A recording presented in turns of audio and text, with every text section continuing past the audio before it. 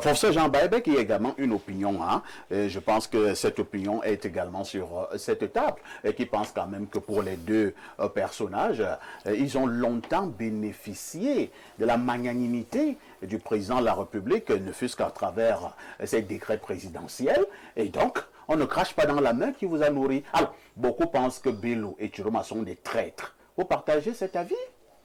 Avant de vous répondre, c'est-à-dire que moi, je juge, nous à l'UPC, on nous apprend à juger les mésententes globalement. Il faut clarifier les mésententes et juger globalement. Tout à fait. Il ne faut pas seulement juger les gens là où ils chutent, il faut juger là où ils ont glissé. Et ce que je vais dire, c'est que dans toute la présentation de Grégoire, et Linda a conclu, c'est 6 sur 20, c'est 21 ans. Si c'était le BPC, je crois que c'est une colle de 3 ans. Et moi, en tant qu'enseignant, on appelle ça très insuffisant. On te renvoie à la classe inférieure. En médecine, tu sors. Tu ne peux pas avoir 6 sur 20 dans une matière. En orthopédie, moi, ici dans ce pays, j'ai dit aux gars qui font ça, je dis que tu n'entres plus dans mon cours, tu sors. Si tu ne sors pas, moi je sors. Et c'est tes collègues qui te disent, tu exagères. Tu ne peux pas avoir 6 sur 20 avec tous les efforts que le prof fait pour nous organiser ici. Je n'accepte pas ça. Donc c'est trop grave. La question c'est que, pourquoi c'est trop grave et pourquoi c'est important, Abel, qu'on réponde à cette question, Mathias? C'est important parce que nous allons encore faire des coalitions. Cette fois-ci, nous on propose une coalition d'union nationale qui devra faire le diagnostic de ce qui vous a manqué pour échouer autant. Il vous a manqué au moins 2 choses qui n'apparaissent pas dans la plateforme parce que vous n'en parlez pas, Grégoire. Attendez un peu, professeur, excusez-moi de vous interrompre. Hein. Je veux bien comprendre, parce que vous venez de dire quelque chose là. Donc, la coalition Chiroma Bello vient d'échouer. Vous présentez pour une nouvelle coalition avec Paul Biya, c'est ça? Non, ce n'est pas ça. Ah, ouais, on dit qu'on veut, on propose un gouvernement d'union nationale dont nous espérons être... C'est un format de coalition? Oui. Voilà, d'accord. Pour réformer ce pays, pourquoi il faudra avoir le RDPC dans cet gouvernement d'union nationale?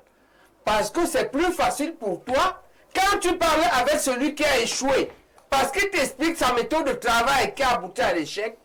Tu élabores mieux la nouvelle méthode de travail qui va régler le problème de l'échec. Et là, ils ont 2 critères qui manquaient dans la plateforme. Le premier, c'est ce qu'on appelle les marqueurs. Vous voulez régler le problème des routes, on va contrôler comment. En 21 ans, comment vous contrôlez? En réalité, c'est le kilométrage. Et on peut le mettre à l'année. On peut dire qu'on va mesurer le nombre de kilomètres bitumés chaque année. On peut dire qu'on va mesurer chaque année le nombre de routes faites avant nous qui s'abîment le kilométrage. D'accord? On peut le faire en nombre de pluies. On peut le faire en centrale photovoltaïque. Donc leur évaluation n'avait pas les marqueurs, nous on a ça en médecine. Pour savoir que vous guérissez de votre diabète, vous êtes venu dans le coma avec 5 grammes de glucose. On dit que le protocole des analyses élémentaires disent aux jeunes médecins que tu contrôles. Quand la glycémie descend à 4, voilà la quantité d'insuline que tu donnes. Quand c'est entre 3 et demi et 4, voilà la quantité. Il y a le marqueur, la glycémie. Pour ça. Après le marqueur, autre chose importante dans l'évaluation, le temps. On n'attend pas 21 ans pour savoir. Peut-être qu'ils sont de bonne foi, mais alors ils sont naïfs ou incompétents. Pourquoi vous attendez 21 ans pour évoluer? On doit évaluer pour faire ce que Limbi dit. Si vous êtes honnête et si vous avez cette compétence-là, et les fonctionnaires l'ont. Le Cameroun est un pays qui a de bons fonctionnaires. Parce que vous savez que les fonctionnaires bien formés. Oui, mais pas bons. Ils sont corrompus. Et c'est eux qui les ont appelés. Mais je parle de la bonté technique. Ah, d'accord. C'est-à-dire que quand on finit de faire le magouille là, dans tous les concours du Cameroun. Pour qui? Mais vous non. Voilà.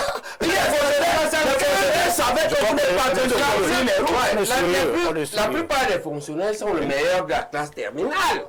Quand même. Ça dit au moins 70%. Quand on a fini de faire tout le migmec là, 70% des bons, des fonctionnaires qui passent des concours sont bons. Et ils peuvent vous dire ça. Le deuxième, c'est le temps. Vous ne pouvez pas attendre 20 ans. Comment? Et l'un dit que dès la première année, vous avez fixé, je dis n'importe quoi, 10 km de bitume pour chaque commune. Ou bien vous dites comme nous avons 16 communes. Mais on va faire une commune bitumée chaque année. À la première année, si la première commune n'est pas bitumée, dites-leur que, Attention. avertissement. Si on ne rattrape pas, l'année prochaine, nous démission. Donc il y a un troisième élément, un calendrier d'évaluation. Nous, on est en train de dire là, ce qu'on vous propose non seulement dans notre projet de gouvernement d'union nationale de transition, de réparation, de réconciliation et de refondation, il y aura les marqueurs pour chaque élément qu'on veut refaire. 2, le timing. 3, le calendrier d'évaluation. Et on vous dit, si ça ne va pas, ce qu'on va faire à celui qui devait faire, qui n'a pas fait. Très bien. D'accord? S'il ne justifie pas, parce qu'on peut savoir, la politique a ça, je disais ça hier à l'IMAI, la politique a que quand Bush gagne, investi en janvier 2001. Le 11 septembre, on coupe 2 tours à New York, le programme politique change. Maintenant, la priorité devient Ben Laden et Omar. Ce n'est plus ce que tu avais promis. Mais si tu n'as pas cette justification-là, tu dois réaliser. Si tu ne réalises pas, sinon on est en position faible, on démissionne. Ou bien, vous sanctionnez celui qui n'a pas exécuté. Merci. D'accord? C'est pourquoi vous m'avez stigmatisé quand je demandais la plateforme. Non, on ne peut pas, c'est fondamental. S'il n'y a pas de plateforme, il n'y a pas d'entente. Il faut la plateforme, elle doit contenir les 4 choses qu'on a dit. Il dit qu'il y avait 4 contenus. Leur marqueur, leur timing, leur surveillance et respecter ça. C'est ça qu'on devra faire. Merci, c'est compris. Il y a aussi qu'est-ce que les hommes sont politiquement ferbables. C'est compris. Ce qui fait qu'on doit. Alors, on va compris, professeur Minche Bangono, vous voulez absolument réagir? Je voudrais dire au professeur Baïbek que le RDPC a ceci de particulier qu'il est un parti politique responsable. La personne qui choisit d'aller mettre les couverts et les linges sur la place publique peut bien vous expliquer pourquoi il fume les mains. En ce qui nous concerne, nous pensons que nous devons respecter l'autre, y compris dans ses poubelles. Vous comprenez?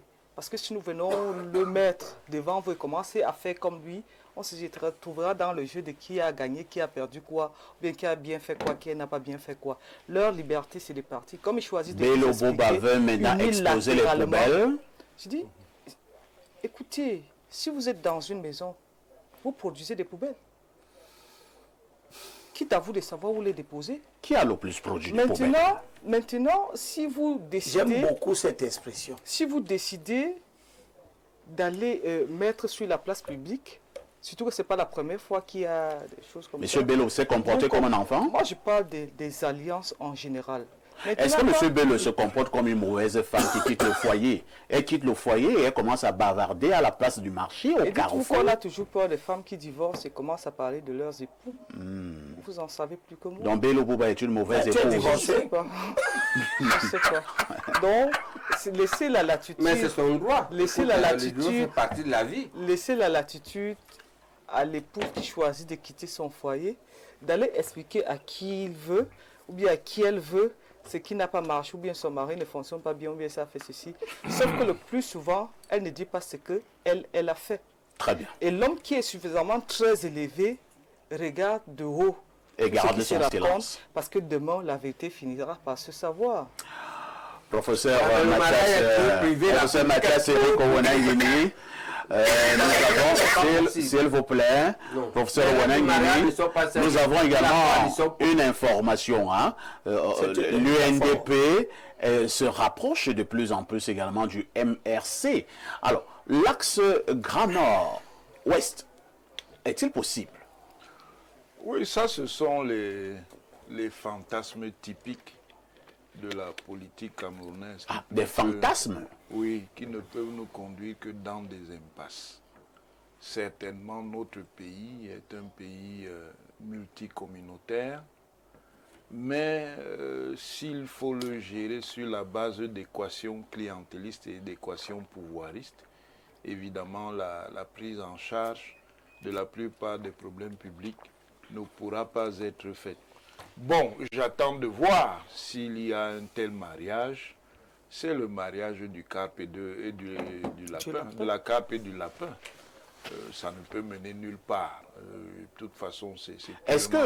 Je vais vous expliquer Oui. pourquoi ça ne peut mener nulle part. Si vous suivez la démarche du MRC et de son leader, le MRC ne peut pas rentrer dans une coalition Où il n'est pas le où il président. n'est pas chef. C'est ça. Ça veut dire donc que si il y a une négociation entre le MRC et l'UNDP, ça ne pourra marcher pour le MRC que si l'UNDP Et le accepte que c'est le leader du MRC qui sera le dirigeant principal de la coalition. Mais si nous nous mettons dans cette hypothèse, ça révélera le manque de caractère de l'UNDP. Pourquoi? Parce que l'UNDP est un parti représenté. Représentatif.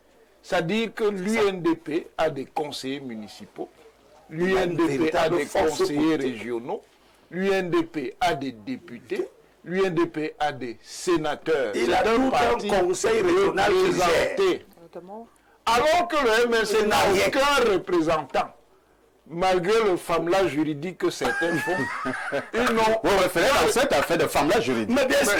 Nous sommes dans la guerre symbolique. Ils ont parlé de droit du quartier. Moi, je leur réponds que c'est vous qui faites du famela juridique. Malgré le famela juridique qu'ils font, ils n'ont aucun représentant. Il n'y a donc aucune raison rationnelle pour que dans une alliance UNDP-MRC, le MRC puisse prétendre au leadership et que l'UNDP accepte. Par ailleurs, en raison précisément des traits anciens de la politique camerounaise depuis les années 50, qui ressortent maintenant dans les années 2020, de tels mécanismes sont destructeurs pour le Cameroun. Et comment ça? C'est destructeur À pour quel niveau? Parce que le Cameroun est un pays particulièrement divers.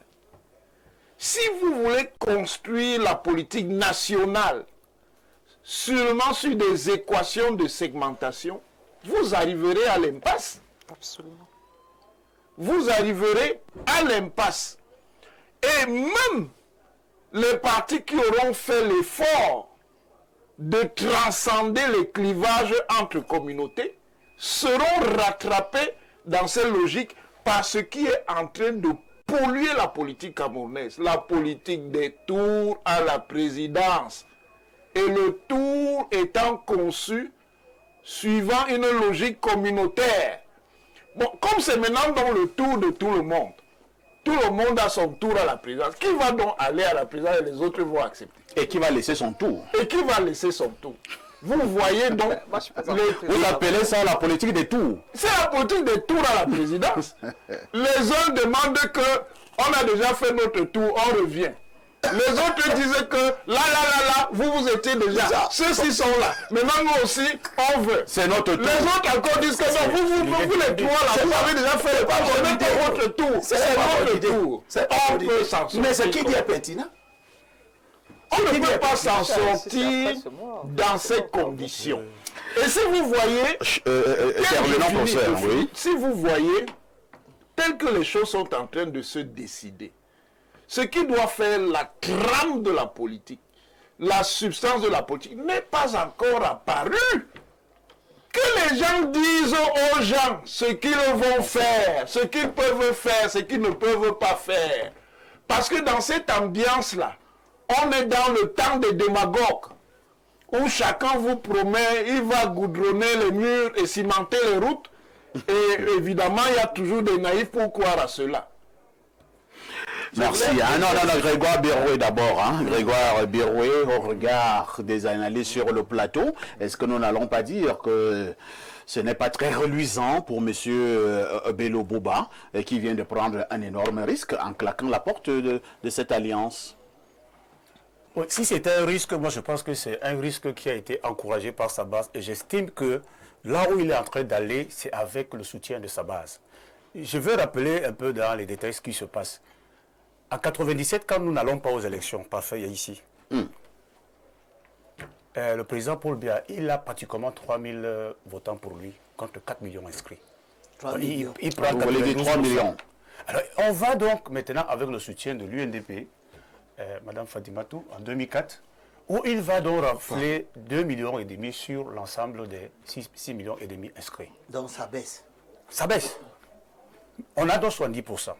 On repart en 2011, il y a une hausse d'orgueil. On se retrouve à 3,5 millions sur les 7 millions 200. Ça fait 77%. On revient en 2018, donc, avec le soutien toujours de l'UNDP à 71%, c'est-à-dire pour un électorat de 6 600 000, on a 2 500 000 pour le RDPC. Vous comprenez que entre 1997 et 2018, vous avez environ 2 900 000 votants acquis à la cause du RDPC, avec le soutien de l'UNDP et des autres formations politiques. Maintenant, en ce qui concerne, puisqu'on en parle du Grand Nord, nous avons l'habitude de projeter 40% de l'électorat dans le Grand Nord. Cette année, nous avons compris, là, depuis samedi, dans la publication de Elekam, à travers son X, 8 219 000 électeurs inscrits. Ça, c'est probable pour les élections d'octobre prochain 2025. Nous avons un potentiel dans le Grand Nord de 3 300 000 électeurs. Avec nos 16 communes, parce qu'il faut préciser quelque chose, et parfait, Aïs l'a dit tout à l'heure, c'est passé inaperçu. La circonscription électorale pour la présidentielle, c'est le territoire national. Alors que pour les communes, il s'agit des proportionnels. Donc la majorité et la proportion. Ça veut dire quoi? Je prends un exemple, par exemple, dans la localité de Ngong, où vous allez challenger le RDPC. Vous êtes deux formations politiques. Le RDPC vous rafle 35 conseillers avec 7300 voix et vous venez avec 7100 voix. Je veux préciser ça pour qu'on comprenne un peu le potentiel électoral des formations politiques au niveau du territoire national. Ça veut dire que les 7100 voix vont être capitalisées. Et avec la somme de l'ensemble de l'électorat, on se retrouve pour le Grand Nord. Qu'est-ce que vous allez encore vouloir démontrer? Avec un potentiel de 1 300 000 électeurs fondamentalistes. Ça, c'est extrêmement, puisqu'il est un adepte des statistiques. Oui, mais je suis perdu. Ceci pour démontrer quoi? Parce que vous avez parlé du risque. Vous avez Bello Bouba qui part aux élections en octobre 2025 avec seulement pour le Grand Nord, pour le nombre d'électeurs actuels, un potentiel d'1 300 000 électeurs. Heureusement, vous dites vraiment potentiel. Hein? Oui, Oui, bien sûr. oui. Et 1 ils sont 300 000 acquis, électeurs. les 1 million 300 Non, ça Fondamentalement sur la base de notre potentiel restant à partir des élections locales. Alors quand vous avez un président national dont il a une base minimale de 1 300 000 qui lui demande d'aller challenger les élections présidentielles en octobre 2025. Alors est-ce que c'est un grand risque? Je dis c'est un risque qui vaille la peine parce que cela va répondre aux doléances effectives des populations à la base. Très Donc, bien. pour moi, le RDPC, qui a été un allié jusque-là, qui connaît elle-même cette formation politique, ses failles. Parce qu'il faut le préciser, vous l'avez encore dit ici tout à l'heure, que fondamentalement dans le Grand Nord, à partir des chiffres que vous avez donnés pour les communes, je peux vous rappeler que c'est la majorité de cet électorat-là, de ces militants-là, qui est en train de grogner à ce moment. La majorité des militants du RDPC. Ce Merci, sont hein. eux Donc ils viennent grogner dans le M. qui sont en train de grogner. Alors maintenant, je vais chuter. Oui, chez toi, Grégoire Béraud. Maintenant, je vais chuter. On ne peut pas, dans le cadre d'une alliance, vraiment, je suis désolé, Madame Fadimatou, dans le cadre d'une alliance, parce que quand on parle d'alliance, ça veut dire qu'il y a des écrits, il y a des informations qui sont partagées. Et quand nous voulons échanger sur ces informations et qu'on pense que le cadre n'est pas approprié pour échanger sur la question, moi je pense qu'il y a une fuite simplement en avant. Parce que quand une alliance, elle est rompue, ou bien elle s'arrête, ou elle est réévaluée, les résultats permettent déjà à l'opinion nationale de comprendre qu'est-ce qui s'est réellement passé. Donc, moi je pense et je suis convaincu que le cadre qui reste ici, jusqu'à preuve du contraire, reste le cadre le plus approprié, avec des propos mesurés pour nous permettre d'apprécier la relation qui a existé pendant 21 ans entre le RDPC et l'UNDP dans le cadre de cette C'est plateforme compris, hein. d'action gouvernementale. C'est compris. Donc, je suis vraiment gêné. Nous, ici, nous avons compris. Je suis un peu gêné. On trouve un peu des excuses pour qu'on ne puisse pas parler avec toute la politesse et le respect nécessaire, n'est-ce pas, des situations qui fâchent. Fatima Touré. Nous sommes sur l'échiquier. Nous sommes sur l'échiquier politique en tant qu'acteurs politiques. Nous avons à un moment décidé d'accompagner un processus avec des déterminants bien précis où il y a eu des insuffisances au niveau de la capitalisation des indicateurs et où l'évaluation a permis de comprendre qu'avec ce cheminement, on ne peut pas arriver... On va passer la parole à Fatima C'est à la 21e année. Vous l'avez également dit, on vous a Le timing ne peut pas être sur Fatima Touré et les bilobets. Soyez un peu plus sur le plateau. Monsieur Grégoire Béré, vous n'avez plus la parole. Non, le timing... La parole est maintenant, s'il vous plaît, Elie Bilobé. S'il vous plaît, vraiment soyons ordonnés sur ce plateau. Fatima Touré, revenons un peu en arrière, hein, surtout que depuis ce matin, nous faisons beaucoup d'histoire. En 1997, il y a eu un ministre dans ce pays qui s'appelait Titus Edouard, qui a démissionné du gouvernement. SGPR, il faut le dire. Voilà, ancien SGPR, ancien ministre de la Santé, ancien ministre de l'Enseignement supérieur, pour ne prendre que ses postes, et qui a démissionné du gouvernement et a annoncé sa candidature pour l'élection de 1997. Quelques temps plus tard, il a été interpellé et mis en prison.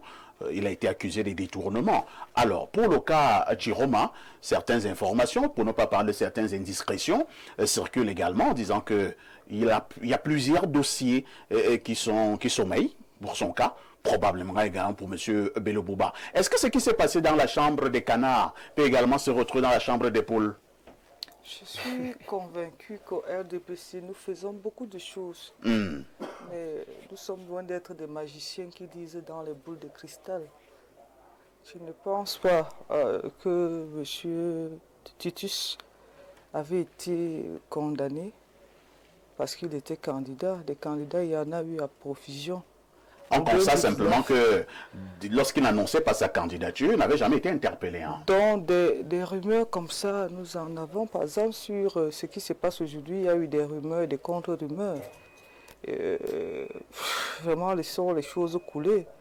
Mais ce sur quoi je voudrais revenir, pour corriger, pour un peu... Alors rapidement, hein, on a un peu de temps. Pour dire à M. Elie Bilobé, pas de 21 ans, ça fait de 28 ans. 28. Vous dormez ensemble dans un même lit avec ce que vous appelez aujourd'hui un serpent.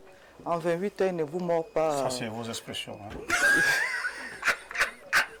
Figurez-vous comment je vous écoute quand vous parlez. Non, désolé. Si à 28 ans, le serpent ne vous mord pas, il faut dire que c'est un serpent bon. Très gentil. C'est un serpent amoureux. Maintenant, C'est un serpent amoureux. Amoureux, très amoureux de sa partenaire. Mais ça va pas changer sa nature. Il était serpent.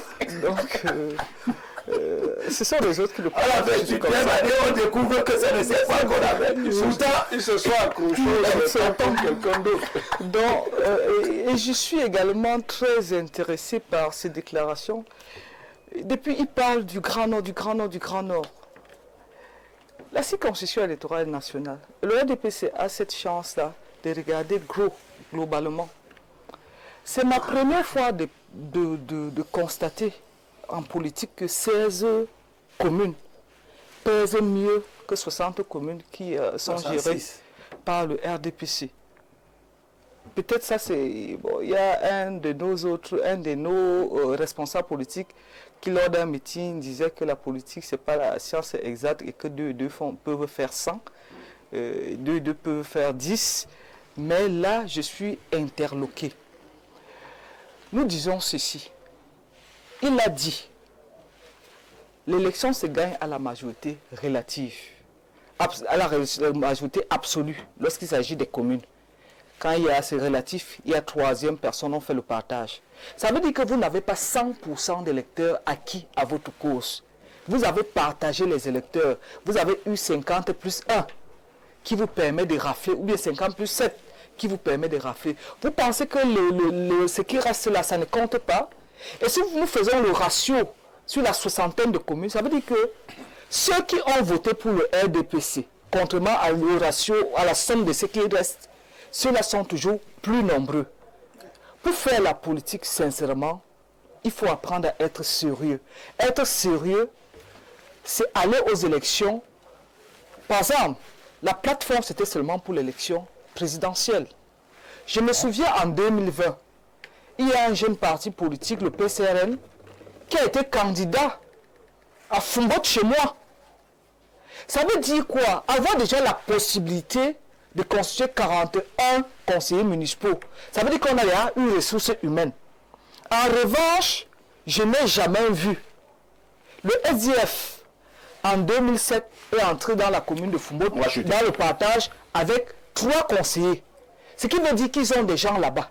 Quand ils se projettent sur la scène politique, ça veut dire qu'ils ont au moins des tentacules. Quand on vient vous dire que les partis, au niveau de l'élection présidentielle, le RDPC a glané ceci, en même temps, il ne vous dit pas que le SDF qui en 92 avait 35% est allé décrescendo.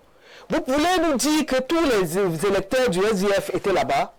S'il y a quelqu'un qui a perdu dans le parcours politique, c'est bien le SDF parce qu'il est allé décrescendo.